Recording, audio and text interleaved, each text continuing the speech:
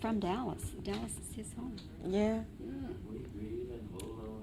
Okay, are we ready to go?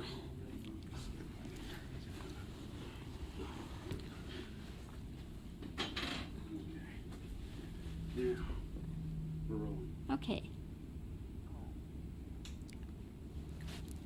Miss Martin, you did this on Broadway in the mid-'60s. Has this production changed any since you did it originally? Oh, well, not exactly. It's some of the this is the 5th time I've done this play. And as Miss Rose said, the first time it was in California, then they brought it because it's such a tremendous hit. And we have one of the same members as Juanita Moore. But other than that, the play is still the same. As she said, it's a classic, and I enjoy doing it. Really do. I mean, it's a tragic comedy. It's a tragic comedy, and there are a lot of lovely lines in that I get a kick out of, So, no, it hasn't changed. It's still the same play. And you've always done the same role? No, I originally did Sister Boxer. No, I didn't. I did Sister Douglas on Broadway, and then they formed a European company.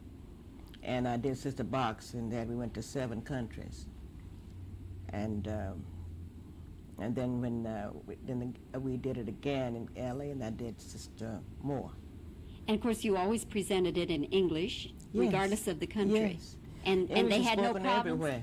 They had no problems. Huh? Not really. They have earphones, and the stage manager, one of the representatives, translates to the audience who don't understand, and they can hear it being translated into their own language. But it had a lot of lovely music, and music is a universal language. And we were very well received, and it was very, very exciting, having played in some of the greatest theaters in Europe.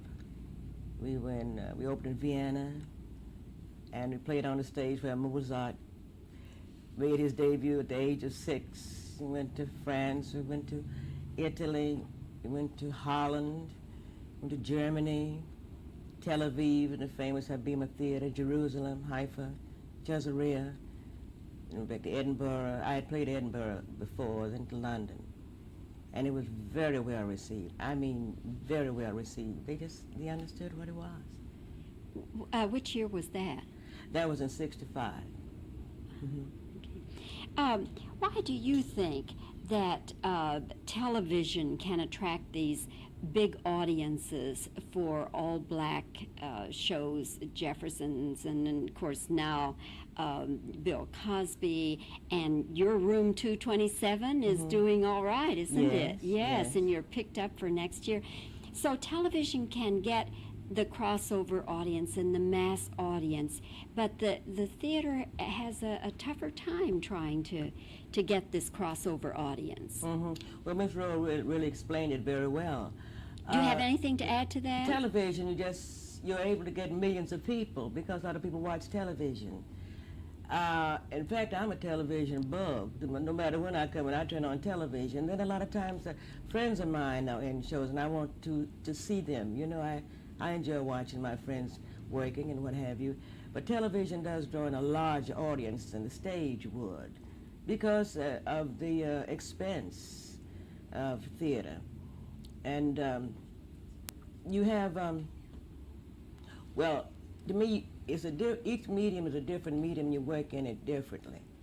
Like film and stage people, it's difficult for them to make a transition to the stage because they have so many lines to learn, and I've heard them say that they just can't say that every night and they get bored, whereas in television or film, there's somebody there to give you your lines and you can do it over and over and make it perfect. But like she says on the stage, you don't have any help. You're in trouble, if you forget your lines. Sometimes I've gone blank in shows. You have to deal with that. But I love the feel of the audience. I like, you can feel the audience. And Tell me in the comments, do you prefer TV over theater or theater over TV? It's a good feel. I really like the stage, and I like radio very well. Radio, you have a chance to work with your voice and play different voices. I really like radio. And you've been acting all of your life? Did you start as a young girl? No, I was just born wanting to be in show business. It's in here. That's all I ever wanted to do was be in show business. But I've had to do other kind of work because I haven't worked all the time in show business due to the fact that who I am, naturally. But I've done various types of jobs to keep up. I always kept eyes on theater.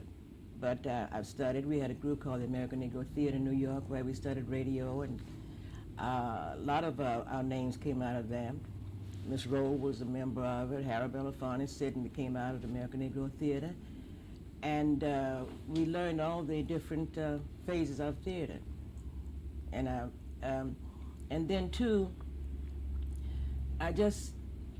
it was just something in me wanting to be acting. I've done all kinds of work: post office, Western Union, box factories, maids, hotel work, all of that. And then too, acting is on an imitation of life.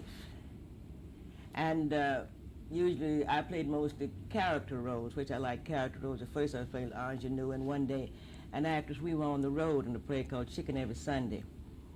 And she suggested to me, says, Helen, why don't you start to playing character roles so you'll always work? So I said, okay.